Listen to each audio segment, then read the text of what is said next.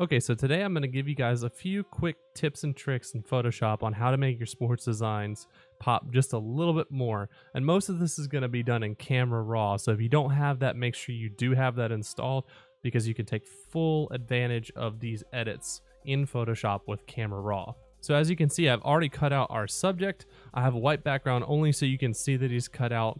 That's just my preference, but you could leave it transparent if you wanted. But in this case, I just need the cutout. So before I do anything else, I want to make sure I convert him into a smart object because otherwise you're going to run the risk of making some edits and it's going to do what we call it's going to damage the image. So in order to do that, we're going to go to our layer, right click it, click convert to smart object, and boom, you're done.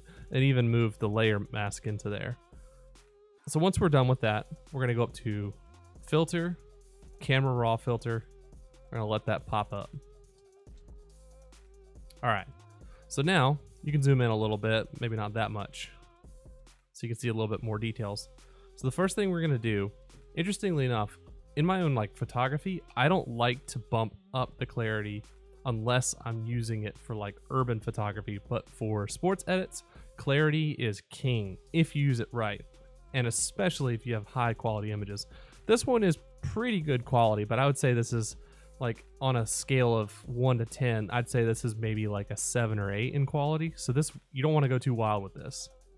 So you start with your clarity, and if you want to see what the extremes are, pull it all the way up. That looks good, but I mean, I don't like it. You go all the way down, super soft. So we're gonna bump it up, maybe about, let's do 30. And then texture is kind of similar in how it acts, but you don't want to crank it nearly as much, so maybe do 10. And then dehaze, that helps with colors and stuff, so if you go less, it's like that. If you go more, it's darker. So we're just going to do slight dehaze. We're going to do it at 5. And if you want to go back and forth to see what the difference is, down here, there's a little toggle button, and you can turn it on and off, and you can already see it's not much, but it looks much better. So we'll zoom in a little bit more. And now, the next thing I would do is mess with your vibrance and your saturation. So this also depends on the image. The image that I collected was already kind of stylized, so I'm going to do some color changes myself to it. So the first thing I'll do is mess with my saturation. So your saturation affects all your colors. Your vibrance affects the most saturated colors. So if I back it off, you can still see some colors that are saturated and it brings that out, but we don't want that. So we're gonna go bump up everything just a little bit and bump up the vibrance just a little bit. Again, small changes, but small changes go a long way. And I'm actually pretty happy with that. There's a whole lot more you can do in Camera Raw, but the only other thing that I'm going to mess with is colors. So I have my basics down. You can do things like, this is pretty saturated, but let's say it was pretty dull. You could bump down your black, or you could mess with your highlights. Overall, I'm already pretty happy with this. Maybe I'll bump up the highlights just a little bit, but that's all I'll do. The other thing I'm going to do is I'm going to go to my color mixer. Now, a really easy way to mess with your color mixer, instead of having to guess what sliders are affecting what parts of it, there's a really cool function that if you go up next to where it says HSL adjustment, you'll see this targeted adjustment tool, or T for short. You click it, and right now I want to select hue because we're going to affect a few things first. So I know this isn't the right color of their jersey and I want it to be more accurate. So what I'm going to do is I'm going to find a spot like here that is very much that color. And I'm going to click it, hold it, and pull down. So if you go one way, you get your extremes. Obviously this isn't the mint jersey, so we're going to go a little bit this way to give it that more Hornets teal color. And I like that.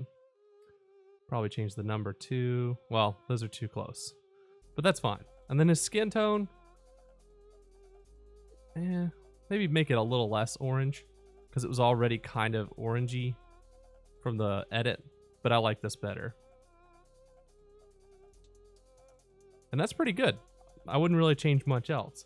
So if you want to mess with this in some more, or you have a lot more crazy colors, you may have to go in and edit some other things.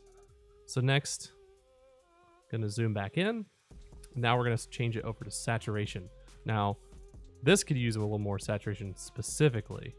So I'm gonna bump it, click and hold it with that T tool selected.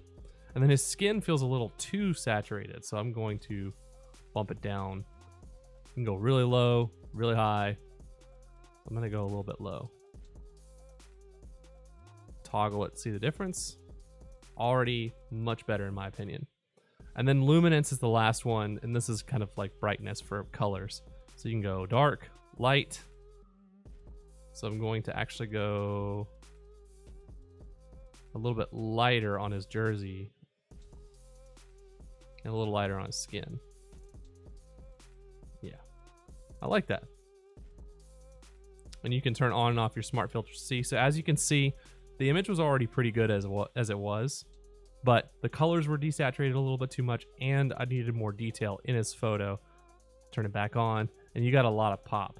And that's the cool thing, is you can take this and move it into your design or design around it, and this part is already done. Now I just need to create a background, add some text, and do a lot of cool things to it. But this will make your image pop just from the subject standpoint. So I want to thank you guys again for popping in on this short tutorial.